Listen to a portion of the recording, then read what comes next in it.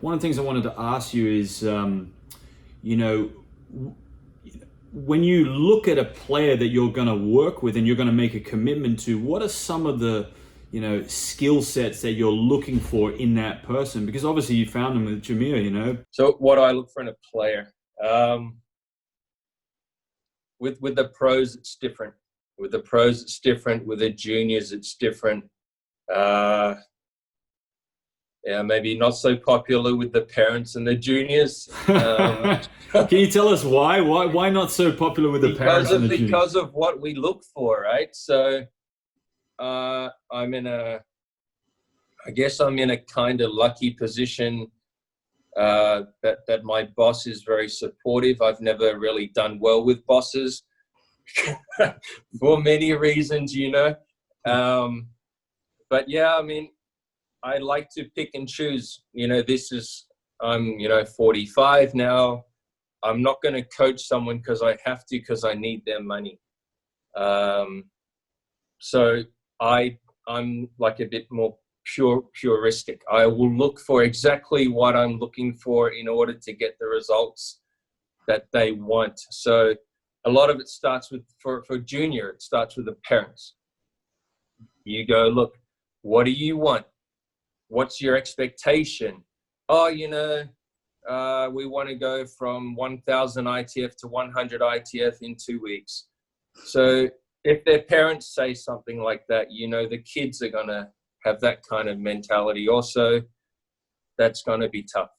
If the parents are more realistic, they're more balanced, they understand it's a process, it's a journey, then we're going to get along better, because these are the kids that have those parents who think that way. So the kids will think that way. So for juniors, I think 90% of it, you look at the parents. It's very rare you have a kid who works really, really hard and is super disciplined and super dedicated, and then that comes with a parent who doesn't care at all. Yeah, it makes sense. It's a matchup. So you make a triangle between you as a coach, the parent, and the kid. For the kid, obviously, you're looking for coachability. You're looking for the work rate. I don't care about talent, athleticism.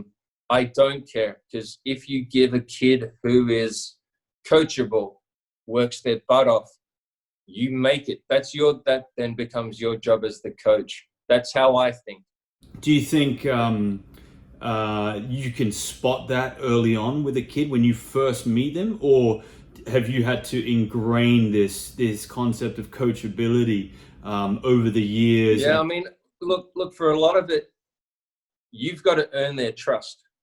And I understand that for a lot of the kids, and more so now than ever before, you've got to earn their trust. So for me, I'm a little bit lucky. I can say, look, I've had this discussion with a Basilashvili, with a Chung, I worked with Chung when he was 12 years old. I had Nishioka when he was 15 years old. We had Jason Seng, who was #1 in the world, when he was 16 years old.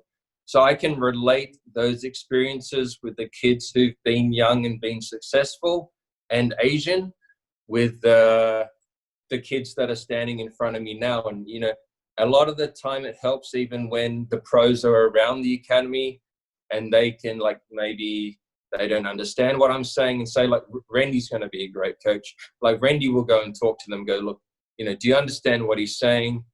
This is why he's saying, why don't you just listen to him? It's the old, I guess they did it with San Antonio Spurs. They did it with New England Patriots. Tom Brady gets a lot of shit from his coach.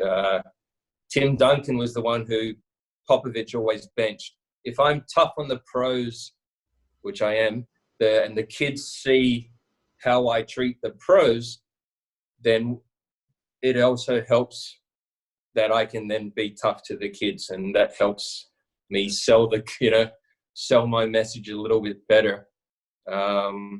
But we work the kids pretty hard every day, and I try to challenge them and make them uncomfortable, put a little bit stress. Then you can tell, but of course, to get coachability, you got to know what you're saying, and you've got to show them that when they do what you say, it works. And then when you do what it say, it works. They feel the shots better, or they go win a match, or their results get better. Then you're pretty well on your path with that kid. But yeah, I mean, yeah. When you start, we really look for that triangle: parents, kids, coach. For the pros, when I take a pro, it's a bit different. You know, they're older, so we look for you know, like a lot of them, maybe they're struggling on the future circuit. They've been, you know, traveling 30 weeks, 30 cities, $15,000 tournaments, no money. I mean, the pros is more like a case by case. When I had Randy Liu when he was 34 already, he'd already made quarters of Wimbledon. I mean, I didn't think I had much to teach him. The guy's, you know, he's beaten Roddick on superstar court in Wimbledon. I mean, what can I teach him? And just he's so open-minded and willing to listen and willing to learn. And I changed a few things with his serve, his forehand, just how he looked at the game. Opened his, maybe I'm a bit weird, obviously, opened his mind a bit mentally. Just different. The pros I find are so much easier to coach. Maybe because they're more mature, or because they've been out there and they've done it, you know. So yeah, it makes total sense. I don't know if I answered the question or not. You've answered it really well, man. I think it's pretty good. You know, it's interesting. It's getting me to think, and you know, obviously I rehearse some questions, and they're just going out the window because you're leading me in different paths, which I really like.